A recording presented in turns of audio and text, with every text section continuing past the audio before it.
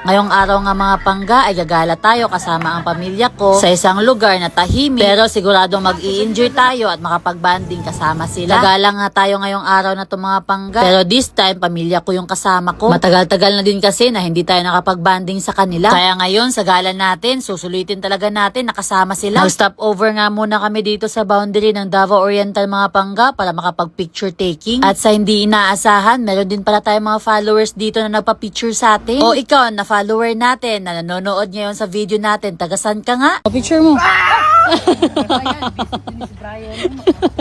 After nga ginulat ni Brian si mama mga pangga, bumiyahe na kaagad kami papuntang Langka, Mati City. Mga 3 to 4 hours nga yung babiyahin natin mga pangga, kaya siguradong hapon na tayo makakarating doon. Tanghali na din kasi kami nakaalis sa bahay mga pangga. Gawa ng may inasikaso kami. Pero goods lang naman kasi mag-overnight naman kami. Fast forward nga mga pangga, andito na tayo ngayon sa Governor Generoso. Pero dahil may binili na ice cream si Inday Jenny, huminto muna kami para kainin bago ma-melted. Oh, sarap naman dito. Sobrang hangin.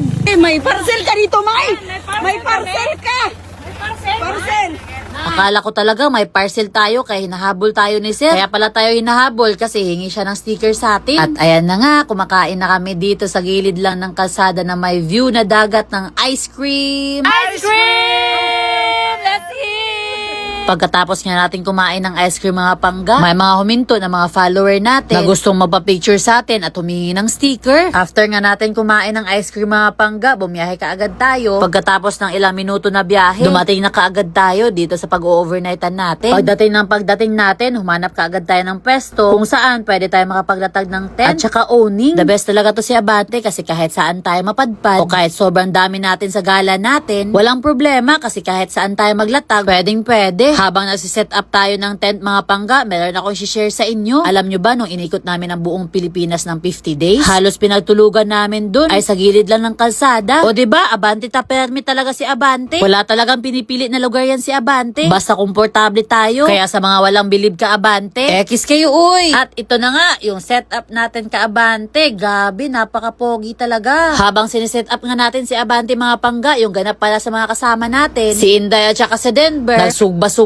na sila dun. At saka sila mama, hinahanda nila yung kanin at saka yung ibang ulam natin. Pagkatapos nga nila mama sa ginagawa nila, grabe, nagduyad-duyad na kaagad si mama na parang bata Grabe talaga yung saya ko ngayon mga pangga. Sino ba namang anak na hindi magiging masaya kapag nakikita niya na masaya yung mama niya? Ito mga kapatid ko at saka sila mama, hindi talaga pinalagpas yung dagat kahit maggagabi na. Kitang-kita ko talaga sa kanila mga pangga na sobrang nag-i-enjoy sila ngayon. Kung nag-i-enjoy sila habang naliligo, ako naman dito, sobrang nag-enjoy habang nanonood sa kanila. Magdidilim na nga mga pangga pero hindi pa rin tapos sila mama sa pagligo. At habang tayo dito, nagsugba-sugba na tayo mga pangga para meron tayo makain ngayong gabi. Grabe talaga, sobrang ganda ng pinagstayhan natin ngayon. Solong-solo talaga natin yung isang beach resort. Dahil solong-solo natin yung lugar na to, malayang-malaya tayo kung ano yung gusto natin gawin dito. Unli kwentuhan, unli tawanan, unli banding talaga tayo dito kasama ang pamilya natin. Pagkatapos nga maluto yung sinugba natin mga pangga, mag-prepare na kaagad kami para makakain kami ng panghapunan. Pagkatapos nga namin kumain mga pangga, konting kwentuhan, tapos tulog na kaagad. Kinabukasan nga mga pangga, gumising tayo ng maaga. Gusto ko kasi na ipakita sa inyo yung view natin ngayon. Tignan nyo naman mga pangga, sobrang ganda nitong lugar na to. At solong-solo natin yan. Bago nga tayo kakain ng breakfast mga pangga, meron akong isi-share sa inyo na iniinom ko. Ito yung Shipu Apo ng Yuglo Bay. O sa mga nagtatanong dyan kung bakit na-maintain ko yung katawan ko, ito na yung kasagutan. May Garcinia Cambogia kasi ito mga pangga na nakakatulong na mabawasan yung mga cravings natin. After nga ng 30 minutes mga pangga, kumain na kaagad tayo ng breakfast. Ito lang yung ulam natin mga pangga, pero goods na yan. Solve na yung breakfast natin. Napakuha nga ako ng buko mga pangga. Maganda kasi to kasi cleansing sa katawan natin. Pagkatapos nga namin kumain mga pangga, ready to go na kaagad sa dagat. At yun, sobrang saya ko talaga mga pangga dahil sobrang nag-enjoy kami sa outing natin ngayon. At dahil napanood mo to pangga, sign mo na to para i-banding yung pamilya mo.